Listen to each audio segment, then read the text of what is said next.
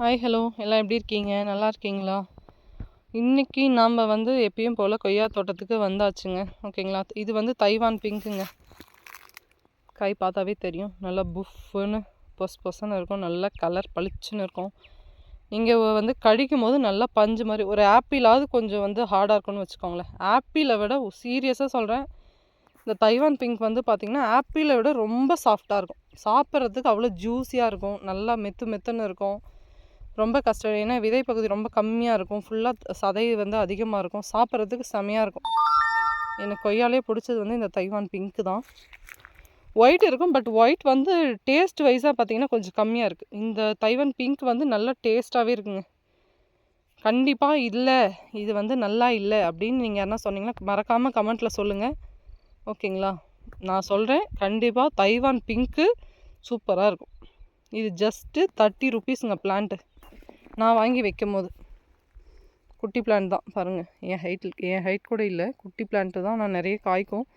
இந்த முறை சம்மர் கொஞ்சம் இவங்களை நிறைய கஷ்டப்படுத்திடுச்சு, அதனால நிறைய காய்க்கலை. இப்போ தானே நம்ம பவர் வீடரில் இது ஃபுல்லாக ஓட்டியிருக்கோம். இனிமேல் தான் இதை கொஞ்சம் எல்லாம் ரெடி பண்ணணும். காய் பார்த்திங்கன்னா சூப்பராக இருக்கும். இதுதாங்க அதிலே தைவான் பிங்க் தாங்க. இது கொஞ்சம் பிளராக தெரியுதா? இதுவும் ஒரு தைவான் பிங்க் தாங்க. இது பார்த்திங்கன்னா இது காய் வந்துருச்சு.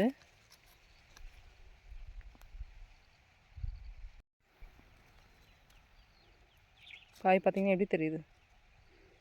பஃப்னு இது ஏரியா பாருங்கள். ஃபுல்லாகவே பார்த்திங்கன்னா குண்டாக இருக்கும்.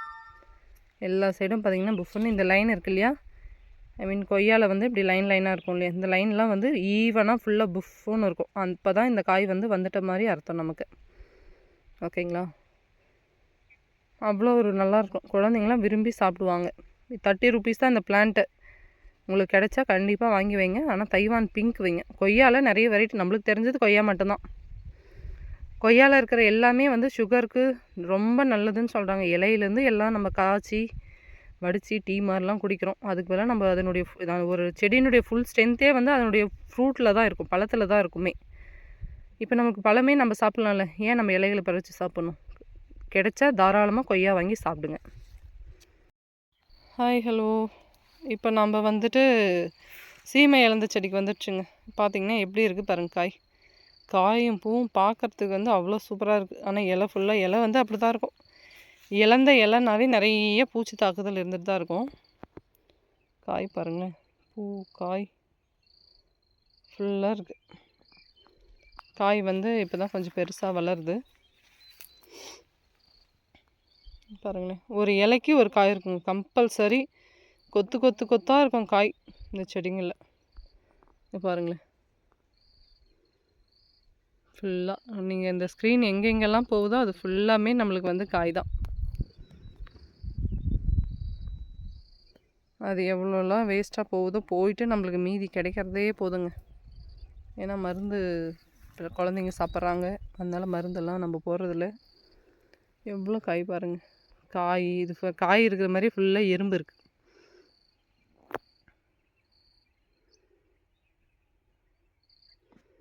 எப்படி இருக்குது பாருங்களேன். ஃபுல்லாக பூ காய் தான். இது க்ரீனிஷுங்க. ஓகேங்களா? இது எப்படி சொல்கிறேன், இது க்ரீன்னா நீங்கள் பிஞ்சில் கண்டுபிடிக்க முடியாது. பட் இந்த செடியிலே பார்த்திங்கன்னா அடியில் காய் வச்சுருக்கு. ஆக்சுவலி இது ஒரு செடி, இது பக்கத்தில் இன்னொரு செடி இருக்குது பாருங்களேன். காய் காய்ச்சிருக்கு. ஆனால் இது ஹோல்ஸ் இருக்கிற எல்லாமே பூச்சி தான். உள்ளே ஃபுல்லாக புழு தான் இருக்கும். நம்ம சாப்பிட முடியாது, பரவாயில்ல. இருந்தாலும் காய் இந்த வருஷம் வச்சிருச்சு. இங்கே பாருங்கள். நெக்ஸ்ட் இதுலேயே அந்த லாஸ்ட்டில் பார்த்திங்கன்னா தெரியுதுங்களா, காய் வச்சுருக்கு. ஊட்டி ஆப்பிள்னு பேர் சொல்கிற மாதிரி நல்ல ஆப்பிள் மாதிரி தாங்க இருக்கும் காய்ங்க. ரொம்ப நல்லாயிருக்கும். இது ஃபுல்லாக காய் தான். இந்த 2 செடிக்கு நடுவில் வேறு ஒரு செடி இருக்குது. இது ஆக்சுவலி வந்திங்கன்னா உங்களுக்கு தெரியும், மூலிகை செடி. விவசாயிங்களுக்கு மேக்ஸிமம் தெரியும். ஏன்னா பூச்சி மருந்து, உயிர்கொல்லி பூச்சி மருந்து இருக்கு இல்லையா, அது தயாரிக்கிறதுக்கு இந்த நொச்சி தலை, கரு நொச்சின்னு சொல்லுவாங்க. ஐ மீன் சளி பிடிச்சா வேர்வை பிடிப்போம் இல்லையா, இந்த மரம் இருக்குமே, தைல மரத்தினுடைய இலைகள், நெக்ஸ்ட்டு இந்த நொச்சித்தள்ளனுடைய இலைகள், துளசி, கற்பூரவள்ளியெல்லாம் போட்டு தண்ணி கொதிக்க வச்சு நம்ம என்ன பண்ணுவோம், ரொம்ப தலை ரொம்ப அதிகமாக தலையில் நிறைய நீர் கோத்துன்னு இருக்குது, தலை வலிக்குதுன்னா வேர்வை பிடிக்கலையா அதில் போடுற தலைங்க. நெக்ஸ்ட்டு இந்த பூச்சிக்கொல்லி தயார் பண்ணுறதுக்கும் இந்த தலைகளை பயன்படுத்தி பண்ணுறாங்க. நாம் ஆனால் பண்ணல, செடின்னு இருக்கட்டும்னு சொல்லி வச்சுருக்கு, நம்ம இன்னும் யூஸ் பண்ணலை.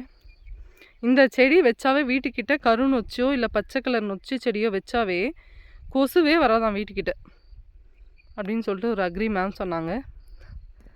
ஓகேங்களா? அப்படி நம்ம நம்ம தண்ணி நிலன்றதுனால நம்மளுக்கு தண்ணியெல்லாம் எங்கேயும் தேங்கிறதில்ல. அதனால நம்ம வீட்டில் நம்ம நிலத்துல கொசு தொல்லை கிடையாது. ஆனால் இந்த மாதிரி மழை தேஞ்சு பச்சை பசேன்னு இந்த புல் நிறைய முளைச்சிச்சுன்னா ஆனால் அதில் வேணால் கொசு இருக்குது. இதில் அப்படியே கீழே என்ன இருக்குது, இந்த குட்டி பலாச்செடி இருக்குது. இது வியட்நாம்லேயே ஆரஞ்சு, பட் ஆனால் இது காய்க்கலை, செடியே வளரல. இந்த இல்லை என்ன சொல்கிறது, சீமை இழந்த எவ்வளோ பெருசு இருக்குது, இது எவ்வளோ பெருசு இருக்குது பாருங்கள், ரொம்ப குட்டியாக இருக்குல்ல. என்ன பண்ணுறது, கீழே மண் சரியில்லை, ரொம்ப டைட்டாக இருக்கிற ஏரியா, அதனால் இது சரியாக வளரல. அப்படியே இங்கே ஒரு நாட்டு நாவல் செடி இருக்குது பாருங்கள், ஹைட்டாக வளர்ந்துருக்கா. வானம் பாருங்கள், சூப்பராக இருக்குது, நல்லா ஒரு ஆர்ட் மாதிரி இருக்குது, ஒரு ட்ராயிங் மாதிரி சூப்பராக இருக்குல்ல. அப்படியே பார்த்திங்கன்னா கருமேகம், அந்த வானத்துடைய நீல நிறமே ஒரு அழகு தாங்க உண்மையாகவே. இன்னும் எனக்கு இந்த மாதிரி டைமில் அழகாக அப்படியே படுத்துட்டு மேலே இந்த வானத்தை பார்த்துட்டே இருக்கிறதுனா ரொம்ப பிடிக்கும். நல்லா ஒரு அந்த காட்டன் மாதிரி அந்த கலர் பாருங்கள், அந்த சில்வர் கலர் எவ்வளோ நம்ம நேச்சுரலாக இருந்தாலும் இந்த கலர்லாம் நம்ம கொண்டு வரவே முடியாதுங்க. இந்த ஒயிட்னா அது ஸ்கைனுடைய ஒயிட் தான். பால் ஒயிட்லாம் கிடையாதுல்ல, பால் கொஞ்சம் டல் கலர் தானே. பியூர் ஒயிட்னா இதுதான் ஸ்கை தான். பார்க்கறதுக்கு பாருங்கள் எவ்வளோ நல்லது, ஒரே ஸ்கை தான். பட் எத்தனை எத்தனை வித்தியாசங்கள் பாருங்கள், கலர்ஸ் ஒன்று அப்படியே பியூர் ஒயிட்டு, நெக்ஸ்ட்டு அப்படியே கருமேகங்கள், அதன ஷேட்ஸு. அங்கே பார்த்திங்கன்னா ரொம்ப நிறமாக இருந்தது, இங்கே நீல நிறமே கொஞ்சம் டல்லாக இருக்குது. சீரியஸாக சொல்கிறாங்க, இந்த மரம் ஒரு அதிசய மரங்க. ஓகேங்க, கெலாக்காயின்னு சொல்லுவாங்க, எங்கள் ஊரில் சொத்த கலக்கான்னு சொல்லுவாங்க. நான் ஆல்ரெடி நிறைய இதை பற்றி கண்டினியூவாக என்னுடைய வீடியோஸில் வரும். என்னென்னா செடி இது அங்கங்கே வச்சுருக்கிறதுனால நம்ம எப்படி வீடியோ எடுத்தாலும் எங்கன்னா செடி மாட்டிக்குது. இது லாஸ்ட் டைம் நான் எடுக்கும்போது ஒரு பிளாக் கலரில் பெருசாக ஒரு பழம் இருந்துச்சு. நான் சுற்றி பார்க்கும்போது எனக்கு அந்த ஒரு பழம் மட்டும்தாங்க இருந்தது. ஓகேங்களா, ஒரு செடிக்கு ஒரே பழமும் 2 பழமும் தான் இருந்தது. நான் ஃபுல்லாகவே சுற்றி தான் வீடியோ எடுத்தேன், அதுக்கப்புறம் வேறு பழம் கிடைக்கல. ஆனால் நான் இன்றைக்கி வீடியோ எடுக்க வந்திருக்கேன், பார்த்திங்கன்னா இன்றைக்கும் 2 காய் வச்சுருக்குங்க. இது உண்மையாகவே அதிசயம் தானுங்க சொல்லணும். இது எப்படி நம்ம அதிசயம் இல்லைன்னு சொல்ல முடியும் பாருங்கள். 2 காய் வச்சிருக்கு. எப்படிங்க, நான் வீடியோ எடுக்க வரேன்னு சொல்லிட்டே இந்த காய் காய்க்குதோ. தேவயானி ஒரு படத்தில் கை தட்டினா மேலே மரத்துலேருந்து கொய்யாக்காய் வரணுமே, கொய்யாக்காய் வருமே, அந்த மாதிரி நான் வீடியோ எடுக்க வரும்போதெல்லாம் இந்த கெலாக்காயின்றது காய்ச்சிருக்கு. பார்த்திங்களா, 2 காய் இருக்குது, ஆனால் பிஞ்சாக இருக்குது. இது நல்லா பெருசாக வைக்குது இல்லை, நல்லா ஒரு மலை நெல்லிக்காய் சைஸில் வைக்குது. ஆனால் வேறு எங்கேயுமே இல்லை, நான் ஆதாரமே காமிச்சிட்றேன் பாருங்கள், வேறு எங்கேயுமே இல்லை. நெக்ஸ்ட் டைம் வீடியோவில் இந்த காய் இருக்குதான்னு நம்ம பார்ப்போம். நான் மட்டும் இல்லைங்க, நிறைய பேர் இந்த செடியை சுற்றி பார்த்தாங்க. என்ன ஒரு செடியில் கூட ஒரு காய் இல்லையேன்னு எனக்கு கேட்டவங்க இருக்குது. நிலத்தில் வேலை செய்கிறவங்க கேட்டாங்க, உங்களுக்கு மட்டும் பழம் கிடைக்கிது எனக்கு கிடைக்கலையேன்னு சொல்லிட்டு. பட் ஆனால் இப்போ பாருங்கள், இது அதிசயம் தான், எனக்கு தான் கிடச்சிருக்கு. இந்த இலந்த செடி நாட்டு இலந்த செடிங்க. நம்ம நாட்டு இலந்த செடிலாம் நிலத்தில் வைக்க மாட்டோம். ரீசன் என்னென்னா, இது இடம் ஆக்கிரமிப்பு நிறைய பண்ணும், இது காய் அவ்வளோ சீக்கிரம் வைக்காது, அப்படி தானங்க நினச்சோம். பட் பாருங்களேன், ஃபுல்லாக பூ வச்சுருக்கு. இது என்ன அதிசயம், எல்லாமே இன்றைக்கி அதிசயமாக இருக்குது. மரம் பெருசான தானே பூ வைக்கும். இது பாருங்களேன்,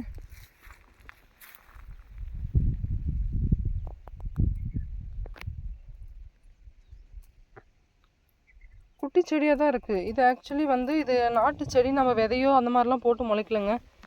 ஓகேங்களா, இது எப்படி வந்ததுன்ற கதை சொல்லணும்னா, இது ஒட்டு செடி தானே வைப்போம். சீமை இலந்தன்றது டேரெக்டாலாம் வராது, இது ஒட்டு செடி தான். இந்த ஒட்டு செடியில் வந்து மேலே இருக்கிற ஒட்டு செடி வந்து டேமேஜ் ஆகியோ ஒடிஞ்சிட்டோ இல்லை காற்றுக்கு சாஞ்சிட்டோ அந்த மாதிரி போயிடுச்சுன்னா கீழே இருக்கிற அந்த தாய் செடி வந்து நல்லா வளரும். நம்ம பலா மரத்தில் பார்த்திங்கன்னா அந்த மாதிரி 2 செடி வந்து சேய் செடி போயிட்டு தாய் செடி வந்திருக்கு. இந்த இலந்தையிலும் அதே தாங்க பண்ணியிருக்கு. பாருங்களேன், பூ வச்சுருக்கு, பிஞ்சு. இங்கே பாருங்களேன், காய் வச்சுருக்கு. நான் வந்து இதை எடுத்து போட்டணும், இது தேவையில்லைன்னு நினச்சேன். ஆனால் இது காய்க்குதில்ல. என் ஹஸ்பண்ட் வந்து பலனுக்கு தரக்கூடிய எந்த காயும் எடுக்க மாட்டார். அப்போ இந்த மரம் வந்து இனிமேல் வளர வேண்டியது தான். இது கண்டிப்பாக வெட்ட மாட்டாங்க. நான் இது தோண்டி போட்டுடலாம், இது ஃபுல்லாக முள்ளாக இருக்கே, இது வேணாம் அப்படின்னு நினச்சேன். ஆனால் வந்து இது பூ வச்சிருச்சு, பூ வச்சுருக்கு, பிஞ்சு வச்சுருக்கு, கண்டிப்பாக காய்க்கும். நம்ம வீடியோக்குள்ளே இன்னொரு புது நபர் என்ட்ரி ஆயிட்டாங்க. இனிமேல் இதையும் நம்ம ஃபோக்கஸ் பண்ண வேண்டியதாக இருக்கும். நான் காட்டில் தானே இருக்கும். இந்த இலந்த செடி வந்து காடு, நிறைய அடர்ந்த காடு இருக்கிற ஏரியாவில் தான் இருக்கும். ஏன்னா இந்த தலைகளை வந்து ஆடுக விரும்பி சாப்பிடும். அதனால் சொல்கிறேன் நான். பரவாயில்ல, நம்ம தோட்டத்தில் இருக்கட்டும். இந்த செடி வந்து உங்கள் எல்லாருக்கும் தெரியும்னு நினைக்கிறேன். ஓகேங்களா, வில்லேஜ் சைடில் இது வேலியில் இருக்குங்க. ஓகேங்களா, இதில் இந்த குட்டி குட்டி காயை வந்து நிறைய பேர் பறித்து சாப்பிட்ருப்பாங்க. 90s கிட்ஸுன்னு சொல்ல முடியாது, இப்போ இருக்கிற கிட்ஸ் கூட. ஏன்னா இப்போ இருக்கிற கிட்ஸ்க்கு என்ன இஷ்யூனா, இந்த செடி வந்து 90s கிட்ஸ்க்கு வந்து தெரிஞ்சிருக்கும். தெரியாத ஆளே இருக்க முடியாது. கிராமத்துலேருந்து போயிருந்திங்கன்னா இந்த பூவெல்லாம் பறித்து விளையாடி இந்த பூவிலே கோலம் போட்டு எல்லா வேலையும் நம்ம செஞ்சுருப்போம். நெக்ஸ்ட் இந்த காய்களை வந்து பறித்து சாப்பிட்ருப்போம். நல்லா இனிப்பாக இருக்கும். இந்த செடி வந்து, இந்த செடிக்கு 2 பேர். ஒன்று உனிமுள் செடி, இன்னொன்று எங்கள் ஊரில் லண்டன் முள் செடின்னு சொல்லுவாங்க. தப்பாக நினச்சிக்காதீங்க, சீரியஸாக எனக்கு தெரிஞ்ச பேர் தான் நான் சொல்கிறேன். லண்டன் முள் செடின்னு தான் நான் வந்து இந்த பேரை பார்த்துருக்கேன். ஓகேங்களா, ரொம்ப டேஸ்ட்டாக இருக்கும். அதுக்குன்னு 2K கிட்ஸ்க்கு வந்து தெரியாதுன்னு அர்த்தம் கிடையாது. 2K கிட்ஸ் வந்து மேக்ஸிமம் நம்மலாம் அந்த மொபைல்லே ட்ராவல் பண்ணுறதுனால கொஞ்சம் வெளி உலக அனுபவங்கள் கொஞ்சம் கம்மியாக இருக்கலான்னு சொல்லிட்டு நான் நினைக்கிறேன். மிஸ்டேக்காக எடுத்துக்காதீங்க. ஓகேங்களா, இதனுடைய பழம் எப்படி இருக்குன்னு பார்க்கலாம். பழம்லாம் வந்து கொட்டிகிட்டு இருக்குங்க. ஓகேங்களா, இப்படி கருப்பாக இருக்குது பார்த்தீங்களா, இதுதாங்க அந்த பழம். தெரியுதுங்களா, இப்படி தான் இருக்கும். ஆனால் நல்லா டேஸ்ட்டாக இருக்குங்க. ஃபுல்லாக லைட்டாக தான் மேலே ஸ்கின் அந்த தோல் பகுதி டேஸ்ட் இருக்கும். மீதி ஃபுல்லாக வெந்து இந்த மாதிரி ஒரு கொட்டை இருக்கும் உள்ள. உங்களுக்கும் இந்த மாதிரி இந்த மரத்தினுடைய ஸ்வீட் மெமரிஸ் எதுனா இருந்தால் கண்டிப்பாக வந்து கமெண்ட்டில் சொல்லுங்கள். ஓகேங்களா, இப்படி குட்டிஸாக இருந்த செடி தாங்க அந்த இலந்த செடி. இது வந்து இதுவும் பாருங்கள், சேய் செடி போயிட்டு தாய் செடி வந்திருக்கு. ஆனால் இது நான் வெட்டி போட்ட முள் இருந்தாலும் அடியிலேருந்து துளுத்து வந்துட்டுருக்கு. சிலதெல்லாம் நம்ம வந்து எவ்வளோ கண்ட்ரோல் பண்ணாலும் கண்ட்ரோல் பண்ண முடியாதுன்றதுக்கு இது ஒரு சிறந்த உதாரணம். எவ்வளோ செழிப்பாக ஃப்ரெஷ்ஷாக துளிர் எப்படி வருது பாருங்கள். தண்ணியே இல்லை, வெயிலாக காயுது. மற்ற செடியெல்லாம் உயிருக்கே போராடிட்டுருக்கு. இது தாங்க, இந்த டிஃப்ரென்ஸ் தாங்க நாட்டு செடிக்கும் ஹைப்ரிட் செடிக்கும் உள்ள பெரிய வித்தியாசம். ஹைப்ரிட் செடி வந்து கண்டினியூவாக நீங்கள் தண்ணி, உரம், மருந்து இதெல்லாம் கொடுத்துட்டே இருந்தால் தான் அந்த செடி வந்து வளரும். ஆனால் நாட்டு செடிக்கு அந்த மாதிரி எந்த ரூல்ஸும் கிடையாதுங்க. அது மழை பெஞ்சாலும் சரி, வெயில் அடித்தாலும் சரி, என்ன பண்ணால் எவ்வளோ பூச்சி தாக்குதல் இருந்தாலும் அந்த செடி கம்பல்சரி நல்லா சூப்பராக வரும். இதனால தான் நிறைய பேர் வந்து நாட்டு விதைகளை, நாட்டு செடிகளை, இந்த மாதிரி நல்ல அந்த விஷயங்கள் வந்து அழியவே அழியாதுல்ல. இது பாருங்கள், மேலே இருக்கிற செடி வந்து ஒடிஞ்சிடுச்சு. அந்த மேலே இருக்கிற அந்த சேய் செடி செத்து போச்சு. அந்த சேய் செடிக்காக தான் நம்ம ஒரு பிளான்ட்டே வாங்கியிருப்போம். பட் ஆனால் அது போயிடுச்சு. இப்போ வந்திருக்கிறது நாட்டு செடி. முள் பாருங்களேன், ஒன்றும் இல்லை, அந்த முள் பாருங்கள் எவ்வளோ லாங்காக இருக்குது. ஹைப்ரிட்டில் அப்படி இருக்காது, இருக்கும் ஹூக் மாதிரி கொஞ்சமாக கொக்கி மாதிரி வளைஞ்சிட்ருக்கோம். இது பாருங்கள் எவ்வளோ பெருசாக இருக்குது. அவ்வளோதாங்க. இந்த வீடியோ பிடிச்சிருந்தால் மறக்காமல் லைக் பண்ணுங்கள், ஷேர் பண்ணுங்கள், சப்ஸ்கிரைப் பண்ணுங்கள். என்னுடைய வீடியோஸ் வந்து 1000+ சப்ஸ்கிரைபர்ஸ் போயிருக்குங்க. உண்மையாகவே ரொம்ப சந்தோஷமாக இருக்குது. நான் ஸ்டார்ட் பண்ணி 1 month தான் ஆகுது. இவ்வளோ பேர் சப்போர்ட் பண்ணுறீங்க. விவசாயிக்கு இவ்வளோ பெரிய ஃபேன்ஸ் இருப்பீங்க நான் கண்டிப்பாக எதிர்பார்க்கல. ஓகேங்களா, அவங்க எல்லாருக்குமே சப்ஸ்கிரைப் பண்ணவங்களுக்கு, இனிமேல் பண்ண போகிறவங்களுக்கும் சேர்த்து ரொம்ப ரொம்ப ரொம்ப பெரிய நன்றிகள், தேங்க்ஸு. ஓகேங்களா, இதே மாதிரி சப்போர்ட் பண்ணுங்கள். ஓகேங்களா, இந்த வீடியோ பிடிச்சிருந்தா மறக்காமல் லைக் பண்ணுங்கள், ஷேர் பண்ணுங்கள், சப்ஸ்கிரைப் பண்ணுங்கள். தேங்க்யூ.